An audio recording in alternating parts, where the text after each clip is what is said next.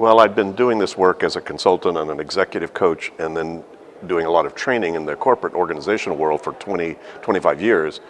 It took me that long to really figure out that what I'd figured out was unique and that nobody else had done that, and that it was really as bulletproof and as effective as it was with its success. And then I figured I better write the manual in case I got run over by a bus. Some point somebody would figure it out, but I thought I better get it all in there. And so I decided to write the book about the whole methodology itself.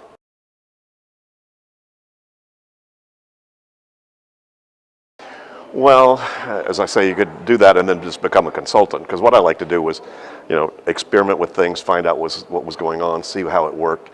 And I helped a lot of friends start their own businesses, and they seemed to know more about what they wanted to do than I did. But I was a good number two guy, and I helped them improve their process, helped them fix whatever they were doing.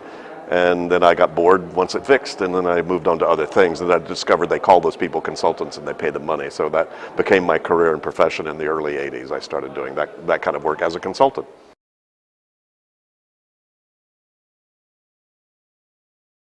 Well, probably one of the basic principles is don't keep stuff in your head. Your head's a terrible office. Your brain did not evolve to remember, remind, prioritize, really.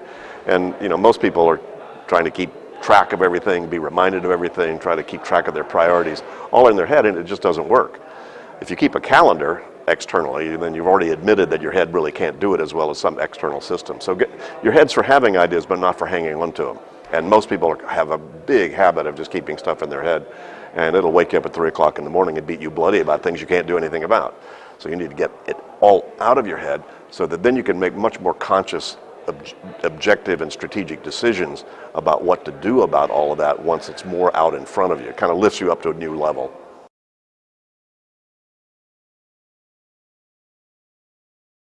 Officially, we're in 60 countries. Some of them are, we're not doing much work in yet.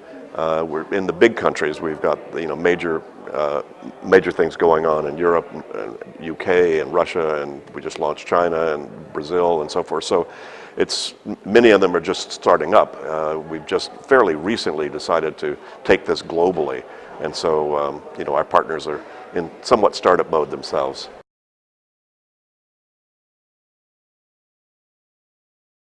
Well, I'm spreading this training and this coaching methodology around the world now, so we looked for great partners to represent this that we could trust in the various different regions, and we have great partners with Calm Achiever, we found, and so they're the folks who deliver. We've certified them to deliver our coaching and our training programs, and they're doing a great job. So they invited me, and delighted to be here. I mean, India is a big country, and there are a lot of people that I think could use the methodology.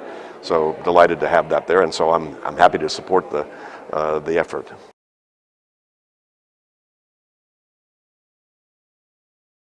Our objective is basically to have a world where there are no problems, there are only projects. And the people get in the driver's seat of their life and get positively involved in making things better. That's a quick one. So can we have David Allen's one favorite quote? My favorite quote is, "Let go and let God."